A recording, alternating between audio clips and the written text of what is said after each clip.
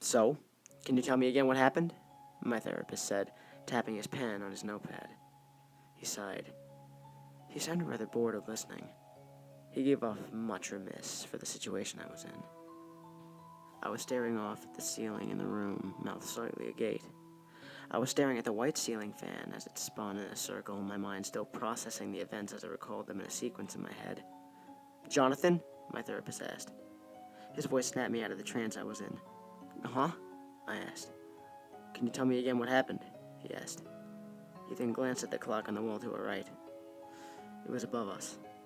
The room was silent enough that you can hear the tick, tick, tick the seconds hand was making inside the clock. I cleared my throat and had my elbows on my thighs as my hands held my head. Right. Sorry. Yes, I said, as I rubbed my face a moment. I used them to hold my head again. I swallowed hard and exhaled loudly as I recalled the events of last week. It was night. I live alone, with the exception of having a dog named Mayhem. It was a Wednesday night, and I was just getting out of the shower and getting ready to go to bed. I have a dead-end job at ShopRite, and I had to be there by 6 every morning, so I put on Netflix for background noise on my Xbox because I can't sleep in silence. I had my air conditioner on as well. I had a random episode of Breaking Bad playing as I, shut my eyes and started to drift off. I said. My eyes moved continuously around the room, studying everything. I was paranoid. Nothing could shake the feeling of my paranoia since that night. Not porn, not friends, nothing. "What happened next?" my therapist asked, adjusting in his seat slightly. It was, my voice trailed off a second as I started to stare at the white floor. It was about 1:30 when I heard the noise, I said. "The noise?" "Yes. It was hard to hear over my Xbox, but if you really listen, you could hear a slight thump-like noise." "A thump?" the therapist asked. He was scribbling on his notepad. "Yes," I said softly. "What happened next?" the therapist asked in a quizzical tone. I got out of bed and I went to grab a drink, but consciously I wanted to check the noise too. My dog, you see, he's a bull mastiff, a big dog. He's very protective too, so even the slightest noise makes him antsy.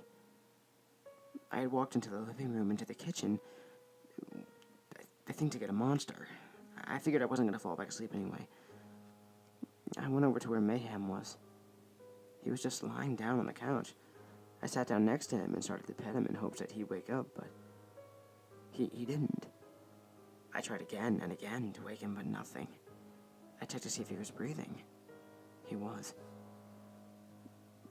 That's when I felt it under my foot. I looked down and I looked down at the floor and I was shocked at what I saw.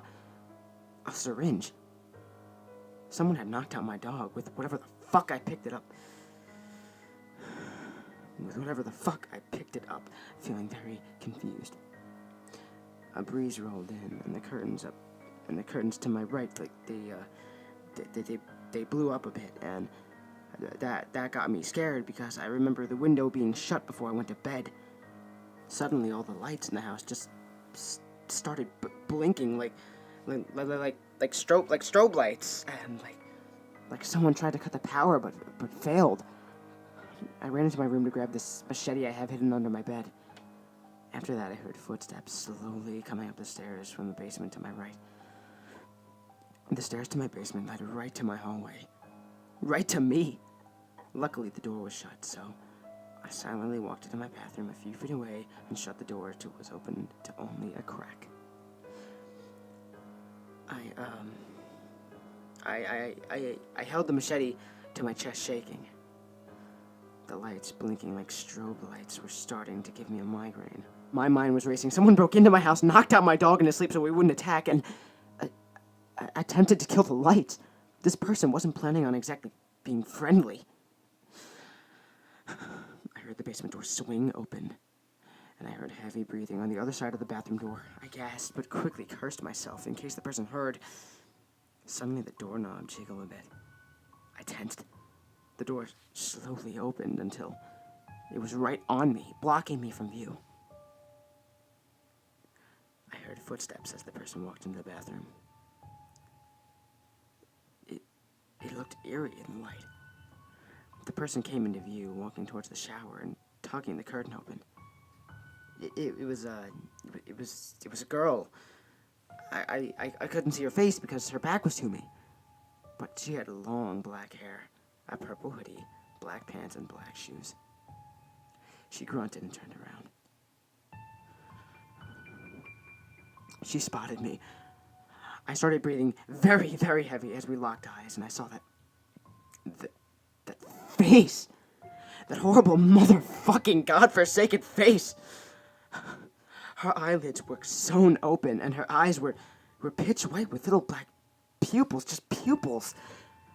Her skin was bleached white, and her mouth, it was carved into a long fucking smile from ear to ear. She cocked her head at me as she lifted her sleeve slowly.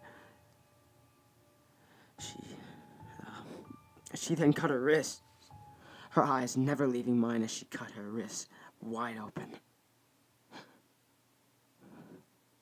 You could hear the knife slowly cutting into her wrist as blood seeped out from it. She lifted her bloody wrist to her mouth and licked the blood as it squirted onto her face. The strobe light effect made this much more horrifying. My heart was in my mouth. "Look," she said in a creepily happy voice as she held her wrist out to me. "I'm bleeding," she said with very scary satisfaction. "What the fuck?" I yelled in fear. "Shh," she said to me. "Go to sleep, my prince," she said, raising the knife. I ran up and swung the machete down, but she jumped to the left and I hit the bathtub. She swung the knife and made a deep cut in my cheek, and I spun by the hit, and she grabbed the back of my head and threw my face into the bathroom mirror, smashing it.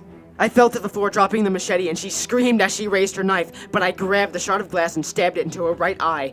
She dropped her knife and howled in pain as I shot up and grabbed her, throwing her into the hall. She fell flat on her back. I picked up my machete and attempted to stab her in the stomach. She caught the blade with her hands, though, and her hands gushed blood as she gripped the blade. Half of her middle finger fell off on one hand, and her ring finger in the other. She then shoved the handle into my face very hard twice. I pulled the blade away fast, cutting gashes into her new deformed hands. I picked her up by the collar and dragged her into the living room fast and threw her into the shelves of family photos with a loud crash noise. She fell face first onto the floor beside my unconscious dog, and I ran from my room to call the police from my phone. The girl screamed in anger, and I looked back to see her chasing me, slamming her arms on the sides of the wall as she did. I made it into my room just as the crazy bitch reached out to grab me. I slammed the door on her hand, and you can hear the crackling as her bones broke and she screamed. I then kicked the door shut on her hand completely, and her hand tore in half. I heard her collapse in the hall screaming. I got my phone and called the police. I remember yelling, "There's a psycho bitch in my house," and I was terrified. I then hung up, and I heard the screaming of the girl just cease. And I slowly started to hear maniacal laughter as I slowly heard footsteps go back downstairs. It became silent, weirdly silent. Suddenly, the strobe light stopped and the lights cut out completely. I couldn't see anything in my room. It was silent. The only thing I could hear was my own heartbeat. I visualized the whole nightmare again as I stopped talking and looked down on my feet. "John," the therapist said, "please continue." I stuttered. I swallowed hard again. I then turned to my window and quickly opened it, and then I opened the screen on it. I suddenly heard creepy humming behind me. Just as I went to climb out the window, she stabbed my leg from behind and I fell onto my back. I looked up. I looked up into the darkness, but I saw nothing for a few seconds until I heard someone pick something up. And then she flicked on my lair, and it illuminated her face in the dark. That haunting face and those eyes stared down at me.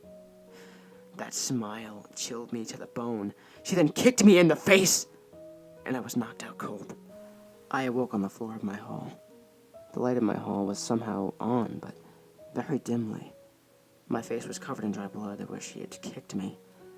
My sight was in and out until it finally faded back in. The girl was kneeling on top of me with her knife. "Oh, good. You were awake," she hissed. I wondered where the fuck the police were. Then I remembered I was a good hour away from civilization. The door to the basement was wide open. The lights down there seemed to be on. "Get the fuck off me," I said, scared and a little angry. She giggled. "Why? We're gonna have so much fun," she said, widening that haunting, bloody Chelsea grin. She then put the knife in the corner of my mouth. "Let's make you happy too," she said. She then started carving into my mouth, reaching up my cheek as she moved the knife up and down. Laughing, I could feel my skin tearing. It was beyond painful. "No, no, no, no, no, no!" I yelled in agony. She stopped in the middle of my cheek. "You're right," she said in an angry tone. "You don't deserve to be happy," she added. "Go to sleep, my prince," she said as she started to slowly shove the knife into my mouth.